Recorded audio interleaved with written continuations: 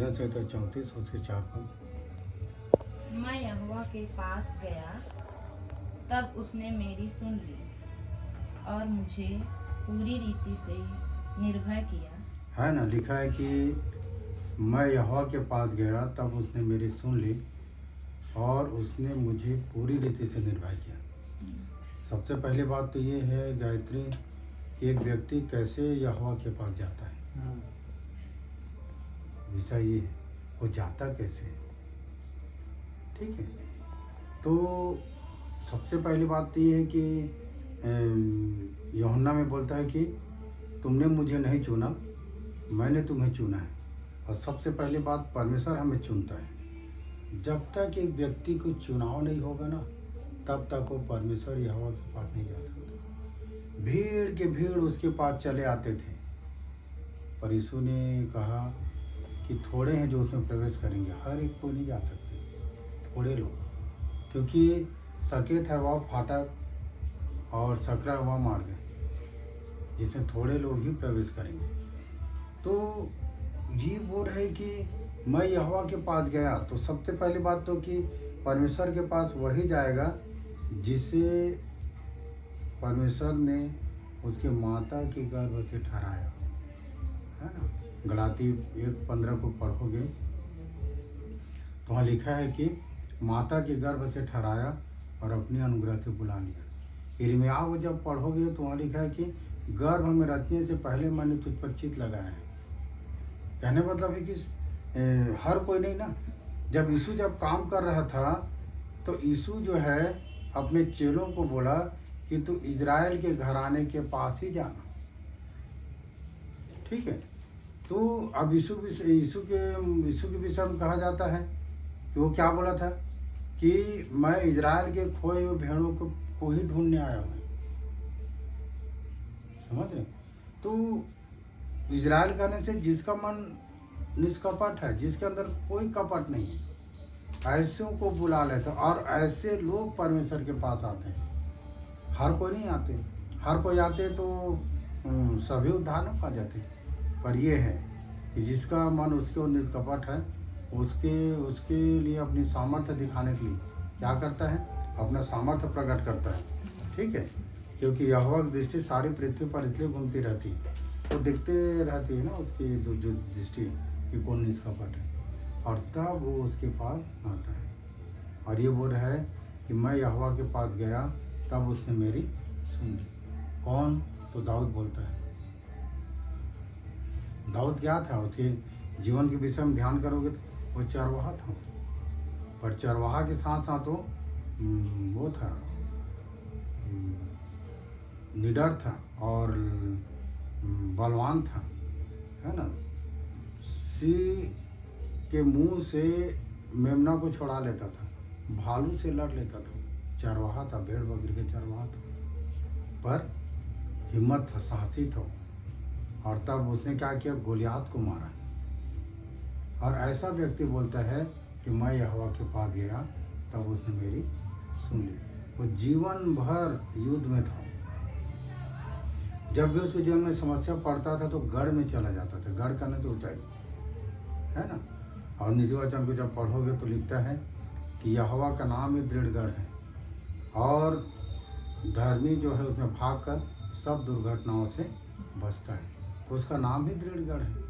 और तब इस बात को यहाँ पर बोलता है वो कि मैं यहोवा के पास गया तब उसने मेरी सुन ली और मुझे पूरी रीति से निर्भय किया। आगे क्या लिखता है? जिन्होंने उसकी ओर दृष्टि की उन्होंने ज्योति पाई और उनका मुंह कभी काला होने न पाया। उसकी ओर दृष्टि करना मतलब परमेश्वर की ओर भरोसा रखना, आशा रखना, है ना, कि सब चीज़ को छोड़ के एक व्यक्ति परमेश्वर की ओर फिर जाना, उसकी ओर दृष्टि करना कि वो है, वो मुझे संभालेगा, वो मुझे बचाएगा। अभी आप लोग अपने घर को देख लो, एक हिसाब से अगर सोचोगे तो कितना बड़े विषम परिस्थिति में आप लोग चले गए थे, गिर गए, ऑपरेशन हुआ, हाँ, नौकरी से कितने दिन तक बैठना पड़ गया, हाँ, कितने सारे समस्याओं से जूझना पड़ा, फिर भी परमेश्वर क्या किया? संभाल लिया। वो कभी लज्जित होने नहीं देता है ना, कभी लज्जित नहीं होने जाते। कभी कभी बीच में हम लोग सोचते नहीं कि नौकरी का क्या होगा, घर का क्या होगा, हाँ कमाई का क्या होगा। पर परमेश्वर को देखो कैसा सुविधा बना देता है ना। अगर वो वाला अगर काम दे देता तभी कर पाते क्या, नहीं कर पाते, हो नहीं पाते एक भी दिन में। ये है तब लिखा है कि जिन्होंने उसकी ओर दृष्टि की उन्होंने ज्योति पाया और उनका मुंह कभी काला होने न। मुंह काला मतलब बेइज्जत नहीं होने देता है ना, कभी भी लज्जित नहीं होने देता है। कोई नहीं बोल सकता कि इनका परमेश्वर कहाँ है, इनका परमेश्वर क्या उनको छुड़ा सकता है, छुड़ा सकता है। हमारा परमेश्वर है हमारे पास, हम बताते हैं, हम गवाही देते हैं, उसने जो चाहा वही किया और हमें संभाल के रखा है। ठीक है, फिर आगे क्या लिखा है 6 पद में। इस दिन जन ने पुकारा तब यहोवा ने सुन लिया।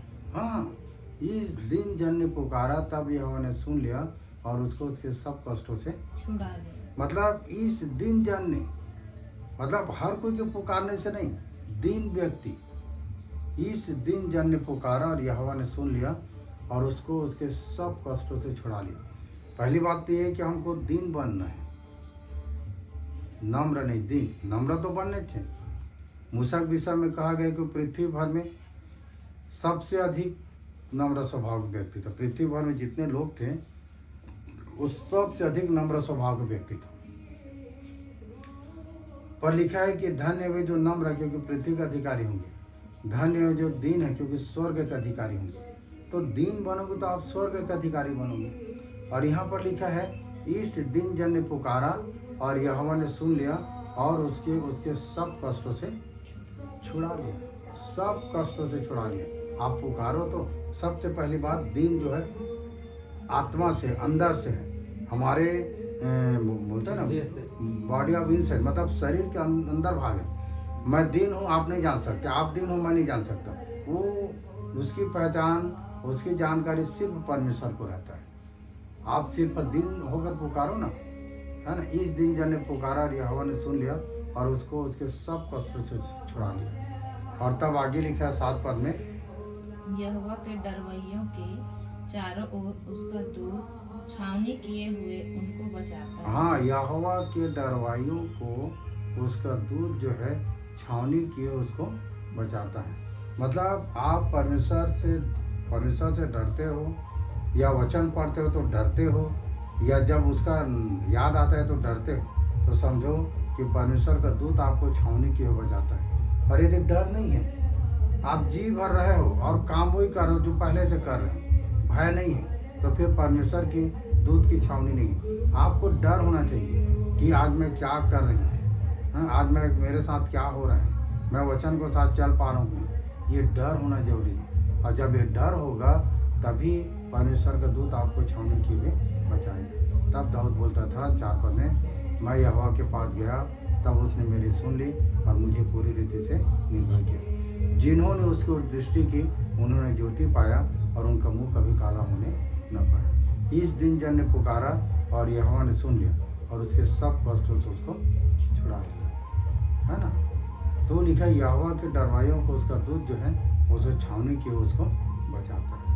ये चारों पद को आप लोग और अच्छे से ध्यान करना, ठीक है।